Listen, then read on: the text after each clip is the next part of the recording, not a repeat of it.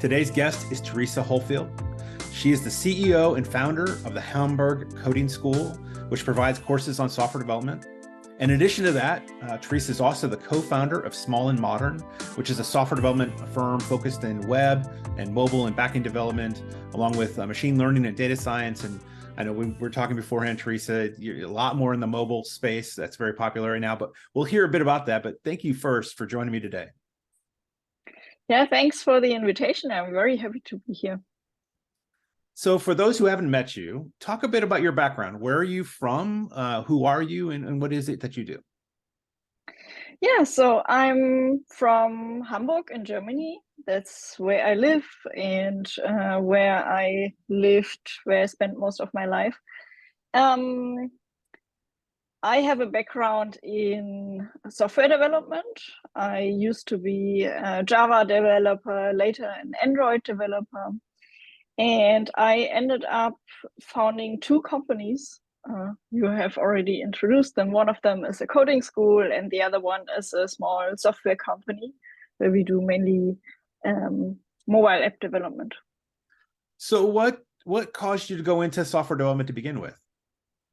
Yeah, that was quite an interesting journey. So I'm from a family that is rather artistic. So both of my parents made music. My mom, even as a job, she used to play music in old people's homes. And me, I thought of myself as a rather artistic person too. I wanted to go into fine arts or design. So after school in Germany, you do 12th grade and then you apply for university. So after 12th grade, I applied to universities that had like design and arts programs. Mm-hmm. And you have to prepare these portfolios. So physical drawings that you have to send them, and I sent them out and I got rejected everywhere. But in my hometown in Weimar, they invited me for an interview. I did the interview for the design course. And after the interview, they told me they kind of like what I do, but they think I'm not mature enough and they want me to develop my art even more and spend a year developing that and then apply again in 1 year. And that was kind of a problem because I needed to do something for that year, right? Right. So what I did was in my hometown, at the same university, they had a different course that was computer science and media. And you could just enroll in it without application process that was too difficult. So I enrolled and I started it. And when the year was over, I had the feeling, okay, I kind of like what they do there. And I kind of have the feeling that I'm good at it, especially the introduction to programming courses I liked. And I think that might be a better job where you have better offers, like get better jobs, right? So I decided, okay, I'm gonna stick with it. So like design skills, I can kind of practice on my own, but to really learn the skill of programming, I should do a course. That was my logic back then. So I decided to stick with it. And yeah, I did my bachelor's degree and later my master's degree. And yeah, that's the journey I went through. So as you were finishing up some of that education and you were moving into actual jobs, like how was that process? How did you find that first job? Oh, the first job came to me. Okay. So for me to be able to pay for my rent and everything, I had to always do jobs on the side when I was studying. So I always had jobs as a programmer, like these low-wage student jobs. And it so happened that the skills that I got there, I did a lot of Java programming, was exactly the skills that one company was looking for. And I got contacted by a recruiter in Darmstadt in Germany. And Darmstadt is the city where ESA is located. ESA is the European version of NASA, Oh, okay. the European Fun. Space Agency. Yeah. And the company CGI, they were doing software for them. So I thought, space, wow, that's super Wow. cool. I'm gonna go with them. And yeah, I ended up signing the contract even before I finished my master's degree. So they were really interested in me. That's pretty cool. Yeah. That's a dream many people in the United States have, to work for NASA, right? It's the space stuff is so cool. Yeah, it really is. Yeah.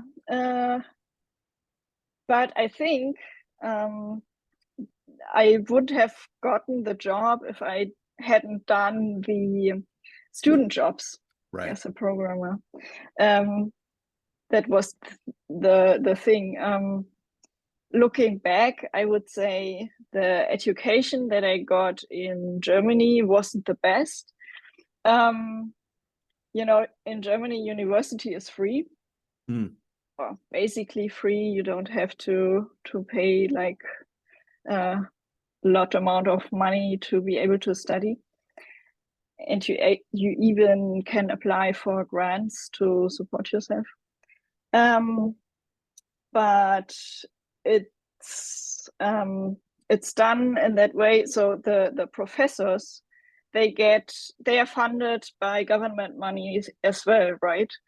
And their wages aren't too high, and they can only get more if they do really good research and they get funding or get money for their research projects. So they're mainly interested in doing their research and publishing papers and so on. So the whole system is so that the professors are interested in their research. And as the student, when you're sitting in their courses, you can actually feel that, like, teaching, they do it because they have to, but it's not their priority. Right. So I had a lot of lectures where I had the feeling I don't really need to sit in them, just to hear the professor talk. And I would say lots of the topics that I had to do wasn't worth the time, and I actually learned more in my student jobs than I did in university. But that led me to the thought, okay,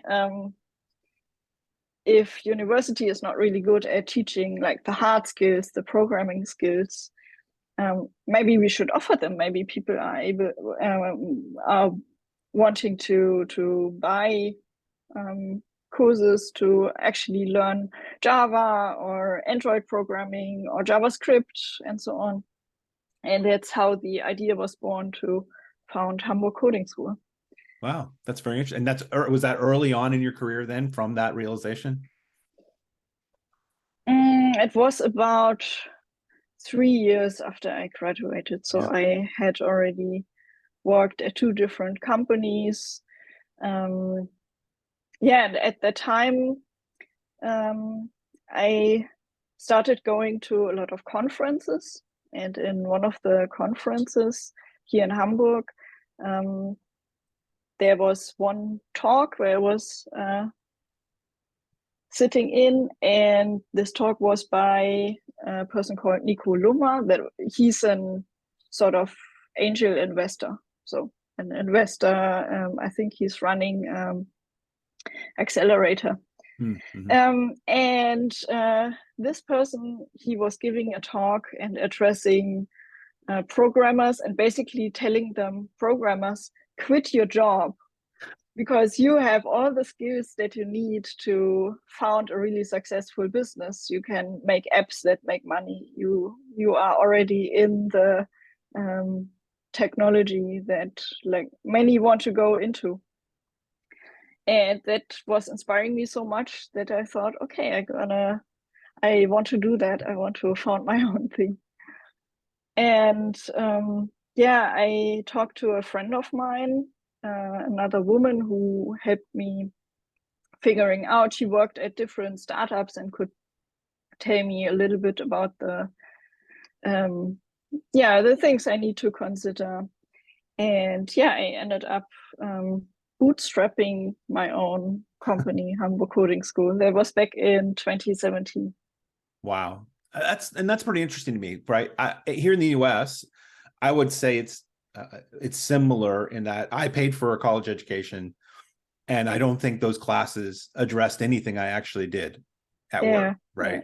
So same situation. And there is there are a lot of technical courses that people can take in the United States from a variety of companies.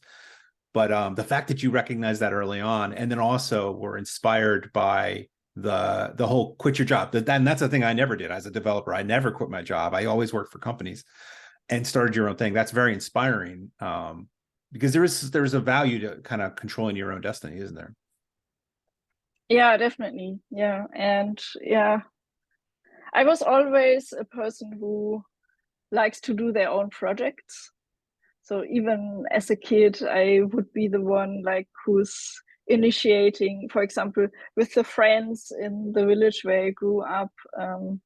I kind of organized that we make a play.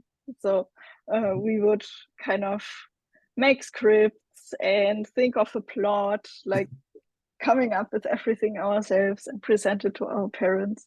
I would do things like that. Yeah, that's well, the creative stuff, right?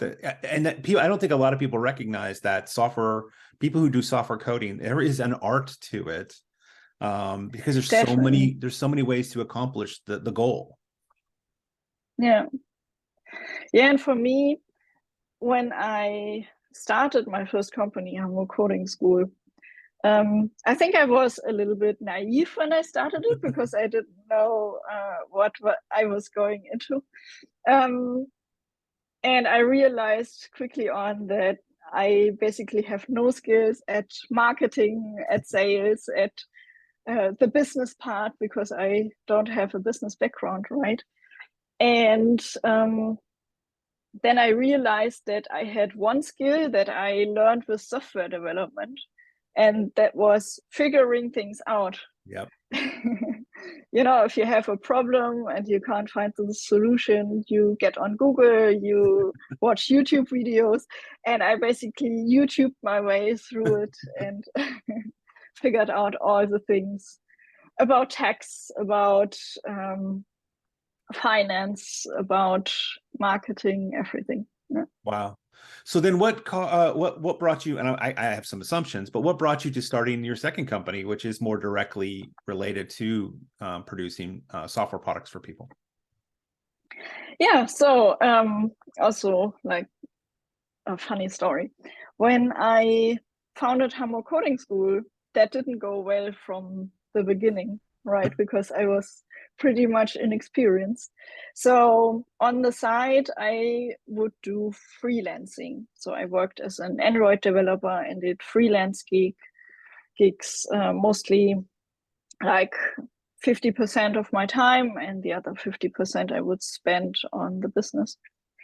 And I met my partner, my boyfriend Simon, who was doing the same, just in a different field. I was doing Android development. He was doing um, Ruby development, also as a freelancer.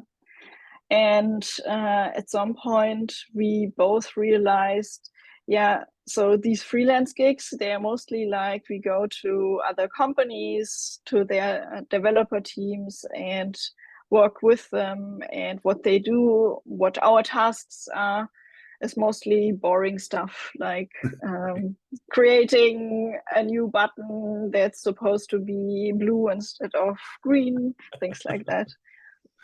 So we thought maybe let's kind of combine our skills and try to get contracts, get projects where we can build apps end to end.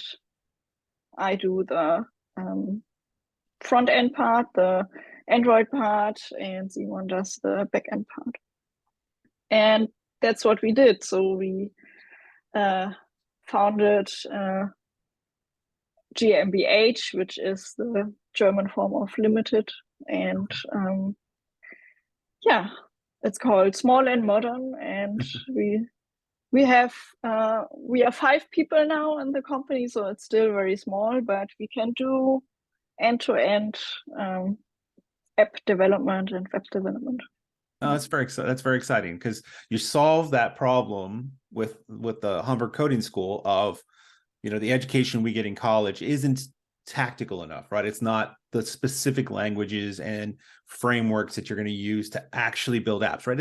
It's valuable information in the high level, but it doesn't get to what you need to practically know to do the job. And now you're employing people as well as you try to build your own consulting firm to do other people's projects. And I'm with you. The boring part, I want to be part there, helping like solve the problem, right? As you said, as developers, we solve problems. I want to solve the problem. I want to understand what the business wants and then figure out how to solve that. That's very exciting. And that was very smart of you to realize that you could do better by starting another company. So did it go a little smoother than from your first time around?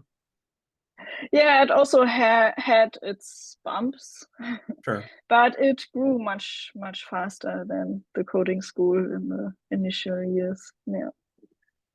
So that would bring me to the question. So as you've gone through your career, you've done a wide, a variety of places you've worked and freelancing and starting your own business.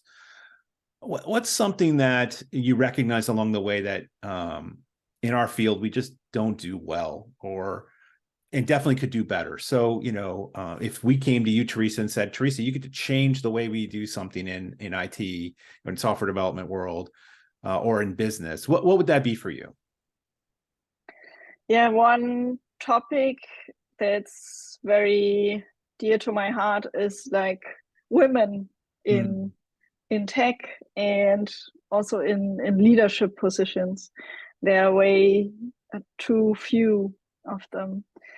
When I went into this field, like I didn't have any role models that were women, right? It was always men, and sometimes that feels very weird or discouraging sometimes. Yeah. And yeah, I try to do my part in solving this by becoming more visible, by showing other women, yeah, you can do it. You can found your own thing, or you can be in a leadership position. You can be in tech. Most women I met in tech, they are really talented software developers. They're really good at it. Yeah, but there are very few, and it could be more. I think everyone would love it. Even most men love it. Yeah. I totally agree. My daughter, who's only 19, in high school, she was in an IT program, and it was her and one other girl. And that was her complaining right up from, she's like, she recognized that problem, not even in the workforce yet, right? That challenge. And I totally agree. That's something we need to change, because I have worked for some companies that had a good mixture of everybody, different backgrounds and different genders. And it does make a difference, because there's so many diversity, the diversity of thought in solving the problem is so helpful. Yeah, definitely. So what's coming up for you? What's next? I know you're growing your businesses. Is there anything kind of coming up on the horizon? Well, one thing that I'm trying to do both for the school and the software companies, or both together, is finding a place for us. So right now we are at a co-working space and do our courses there, and we work from there. But it's always like we have to share the co-working space with other people. And yeah, having a building or like your own place, that is something like, this is somehow my dream that we can that we have a space to build our community where everything is. We can build a library, maybe things like that.